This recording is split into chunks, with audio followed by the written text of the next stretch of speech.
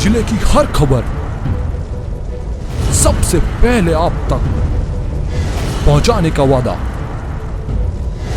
बस यही है एक इरादा। आज ही लगाए अपना पद्मेश डिजिटल। नमस्कार, बहुत स्वागत है आपका। आप देख रहे हैं पद्मेश 24/7 कृष्णा संडे के साथ। बुलेटिन की शुरुआत करते हैं हेडलाइन से।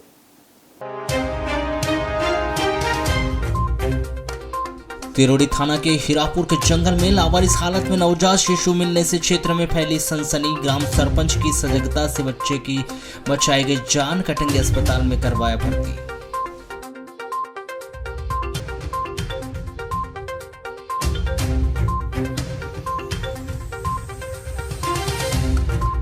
पूर्व सांसद कंगर मुंजारे ने पत्रकार वार्ता का आयोजन कर विभिन्न मुद्दों पर की चर्चा। साथ ही मुस्लिमों पर दिए गए बयान पर गौरीशंकर बिसेन को जेल भेजे जाने की कही बात।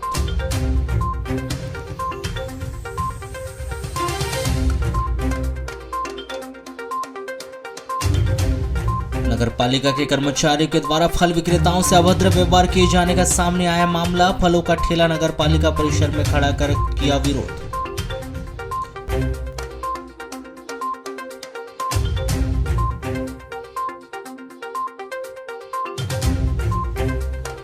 बेटी द्वारा मर्जी से प्रेम विवाह करने पर आहत पिता ने पेड़ में फांसी लगाकर की आत्महत्या। परसवाड़ा थाना क्षेत्र के ग्राम चीनी की घटना।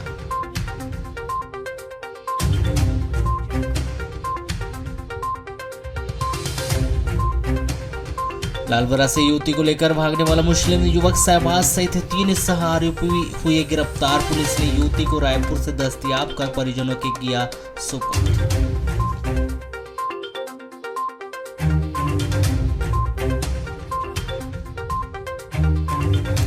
इतवारीगंज में धुरेंडी की शाम हुई चाकूबाजी के आरोपियों के घर का हुआ नाप। प्रशासन ने थमाया नोटिस, हो सकती है बुलडोजर की कार्रवाई।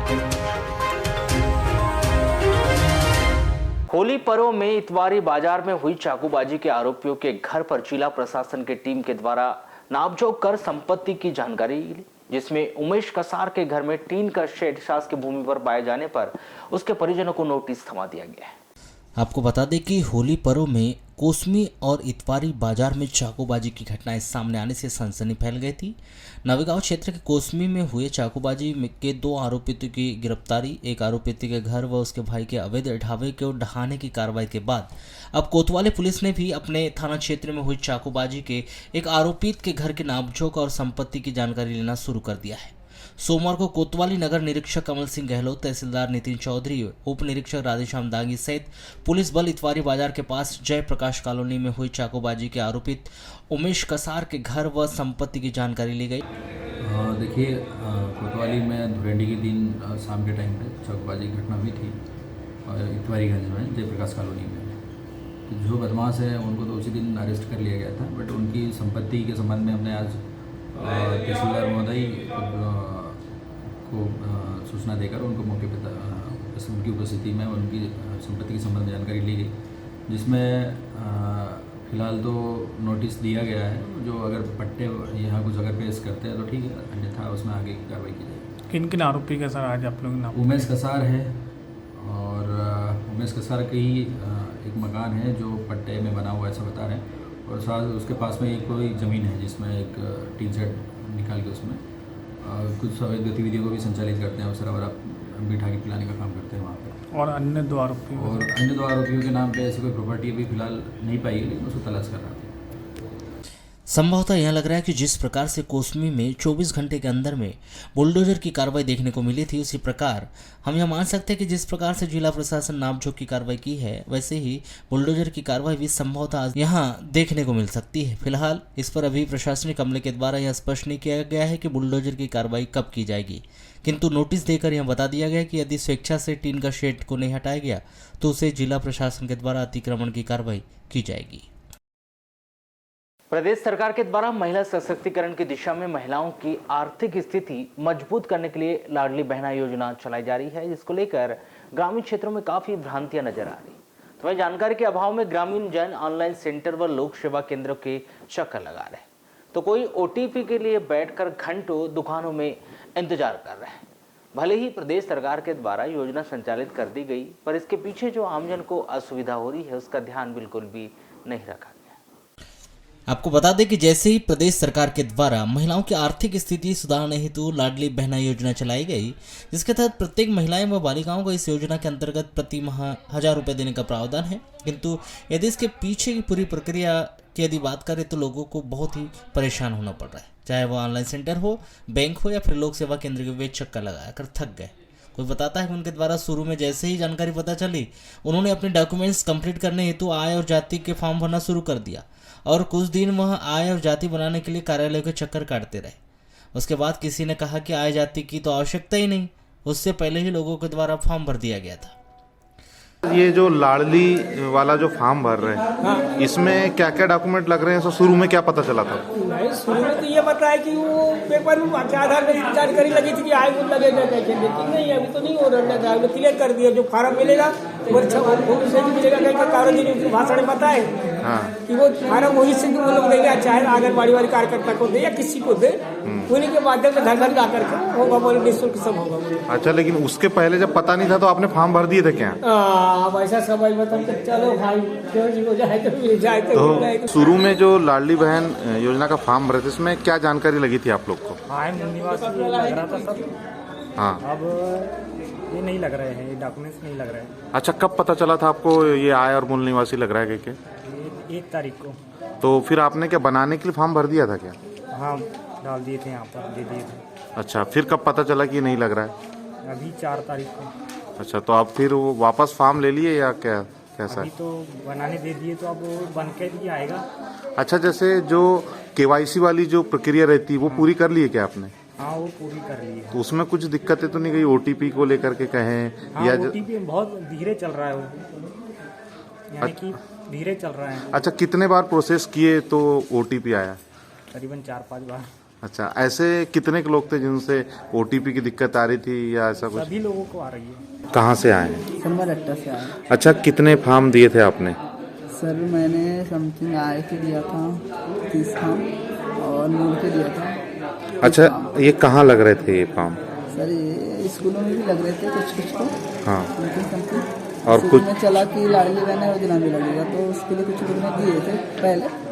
तो जैसे हमको पता चला कि नहीं लग रहा है, तो फिर जिनके फॉर्म पड़ गए थे अब तो उनको लेना ही पड़ेगा, और जो बाद में पता चला तो फिर किसी के नाम अच्छा। उनको बताया कि फॉर्म लग नहीं रहा है, अगर एक्चुअल में स्कूल में काम हो तो ही बनाए, तो काम चल। अच्छा, शुरू में ये जानकारी अचानक तेजी से फैली क्या कि आय जाति लग रहा है, और क्योंकि बहुत लोग ने बनवाए भी नहीं थे, उसी कारण है अभी सर्वर चल रहा है। अच्छा, इससे सर्वर भी डाउन हो रहा है क्या? सर्वर डाउन होगा तभी तो नहीं बन पा रहे सर। अच्छा, ये जो लाडली बहन में जैसे केवाईसी अपडेट का आ रहा है, तो आपके क्षेत्र में किस प्रकार से दिक्कतें जा रही है? अभी तो कोई कर नहीं रहा है, कैंप भी नहीं लगा है उसका, तभी इसके बारे में हम बताएंगे। जैसे वहीं इस पूरे मामले को लेकर चर्चा में लोक सेवा केंद्र के ऑपरेटर कैमरे के सामने तो फिलहाल कुछ भी कहने से उन्होंने मना कर दिया, पर उन्होंने चर्चा में बताया कि जैसे ही ग्रामीण क्षेत्रों में यह जानकारी लगी कि लाडली बहना योजना में आय और जाति का प्रमाण पत्र लगना है, वैसे ही ग्रामीणों के द्वारा लगभग 2000 आवेदन उनके लोक सेवा केंद्र पर आकर अपलोड कर दिया गया, जिसके चलते पूरा सर्वर आज भी डाउन है। इसके कारण अभी भी काम धीमी गति से हो रहा है। सर्वर डाउन होने से लोगों को बहुत परेशानी का सामना करना पड़ रहा है, जहां 50 से 60 किलोमीटर दूर से वे आते हैं, और जब उन्हें यहाँ पता चलता है कि उनका काम आज नहीं होगा, सर्वर धीमा है, तो वह अपना गुस्सा भी हमें दिखाते हैं, पर हम भी इसमें कुछ नहीं कर सकते क्योंकि अभी सर्वर की समस्या बनी हुई है और पता नहीं ये समस्या कब तक बनी रहती है। लालबरा नगर मुख्यालय से सटी ग्राम पंचायत अमोली निवासी मुस्लिम समाज के 26 वर्षीय युवक शहबाज उर्फ बिट्टू पिता फिरोज खान के द्वारा 11 मार्च को प्रतिष्ठित कपड़ा व्यवसाय की 18 वर्षीय पुत्री को बहला फुसलाकर भाग गया था, जिसके बाद युवती के परिजन व जैन समाज के लोगों में भारी आक्रोश व्याप्त हुआ। युवती के परिजनों की शिकायत के बाद लालबरा पुलिस ने उक्त मामले को गंभीरता से लेते हुए घटना के 24 घंटे के अंदर युवक व युवती को रायपुर से दस्तयाब किया।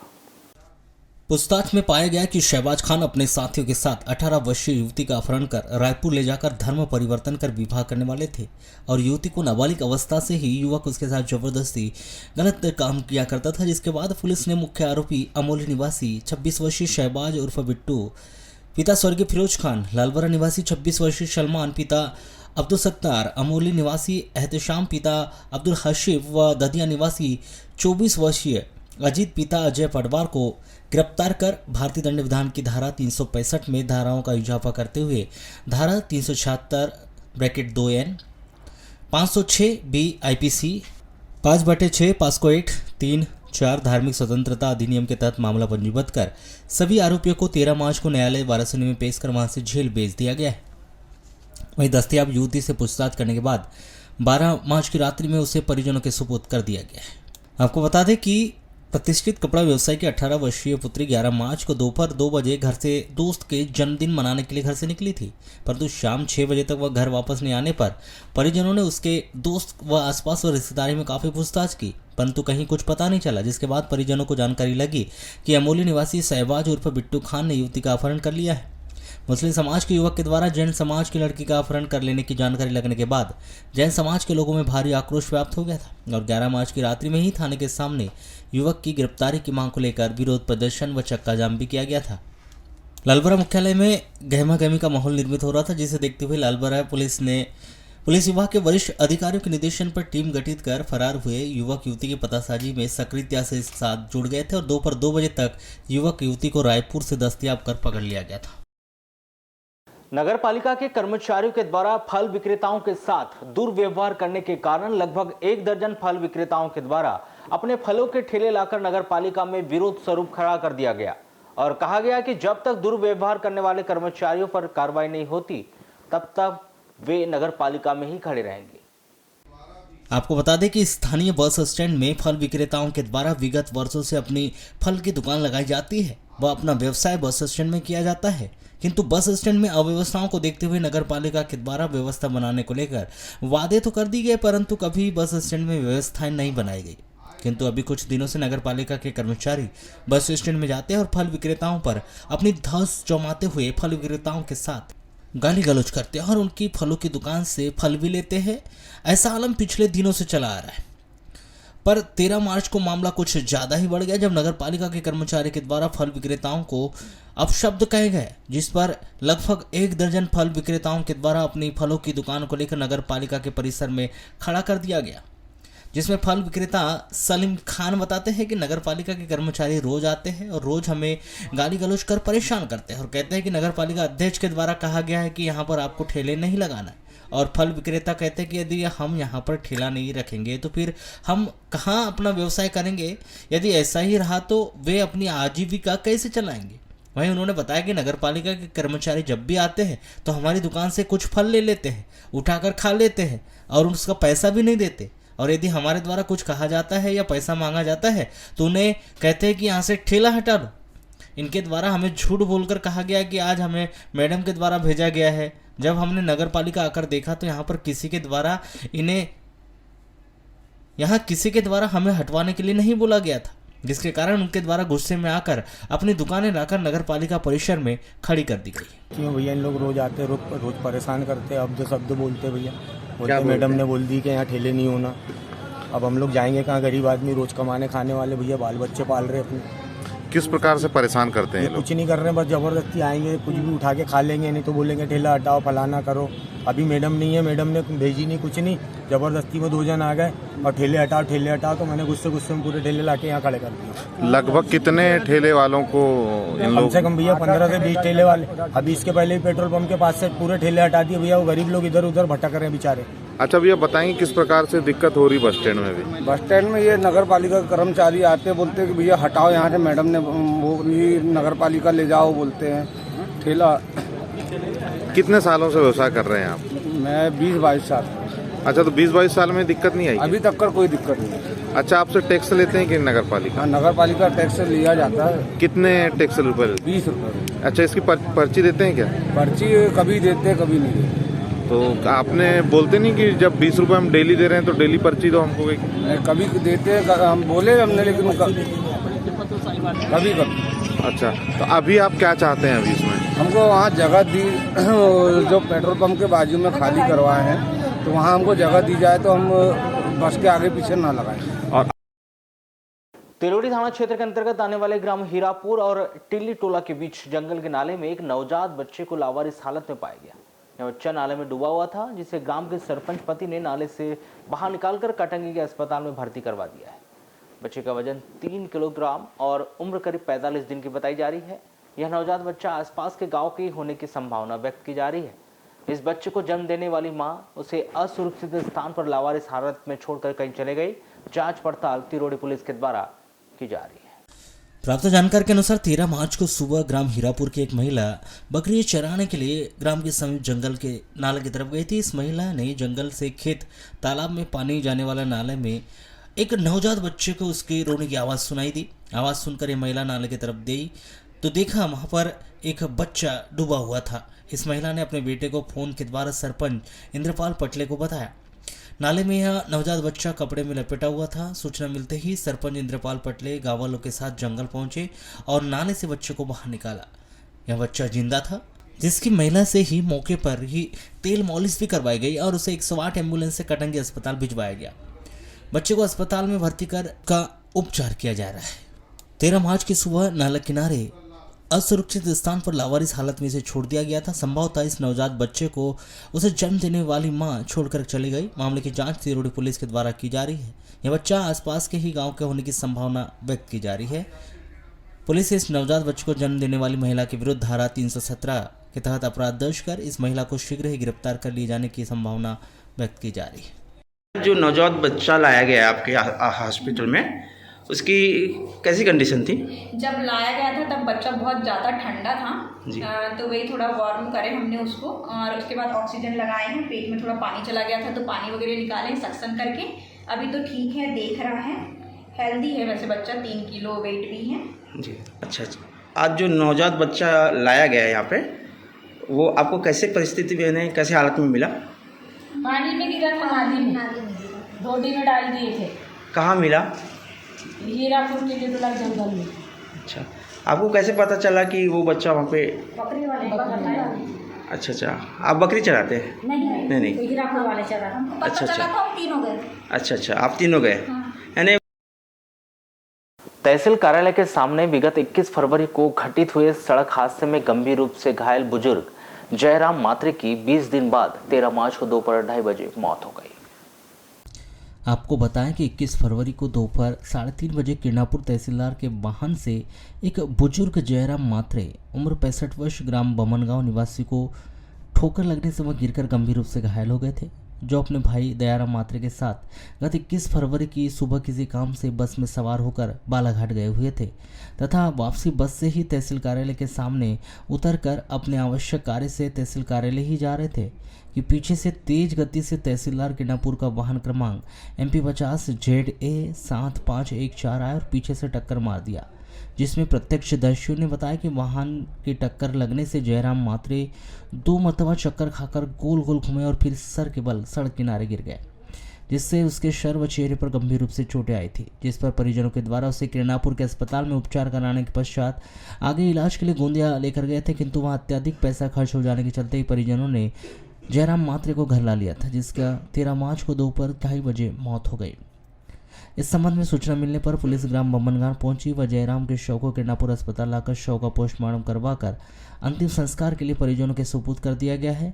वहीं आगे मामले को जांच में लिया गया है। हम बालाघाट से आ रहे थे और मार्केट जा रहे थे और मिला के सामने उतर के। बस से उतरे थे? हाँ, बस से उतरे थे। तो ये जो खत्म हुई है ये तहसीलदार की गाड़ी से टकरा गई क्या? हाँ जी, गाड़ी से आया ऐसा और ये भागने थे, ये भागने वो यहाँ से मेरे देखा गया ऊपर। कहाँ गए थे दादा आप लोग? हम बालाघाट गए थे। बालाघाट किस काम से गए थे? बालाघाट पेशी के लिए। पेशी के लिए गए और बस से उतरे थे जस्ट? हाँ जी। तो आज ये खत्म हो गए। गोंदिया कहाँ ले गए थे इनको इलाज के लिए? इनको गोंदिया ले गए थे, गोंदिया से बाहर रखा। उसके बाद में पैसा अटर गया हमारे पास का, तो गए बुधवार को लाए हैं। ये बुधवार 8 तारीख है कि 7 तारीख, वो भी गम नहीं है जिनको। अच्छा, वो विभागीय कोई पैसा दिए कि तहसीलदार वगैरह ने? मैडम हाँ, 40,000 दिए थे उस समय। 40,000 दिए। कितने दिन रहे हॉस्पिटल में? 13-14 दिन रहे। 13-14 दिन। कहाँ से दे पैसा? कितना लगता था रोज का पैसा? 20,000 रुपया, 15,000 रुपया रोज का लगता। रोज का लगता था? हाँ। हमको तो पीछे चलना पड़ेगा। आज शादी है कि दादा इनके? हमारे क्या शादी है, हमारे परिवार में शादी थी आज। मेरा छोटा भाई है ये।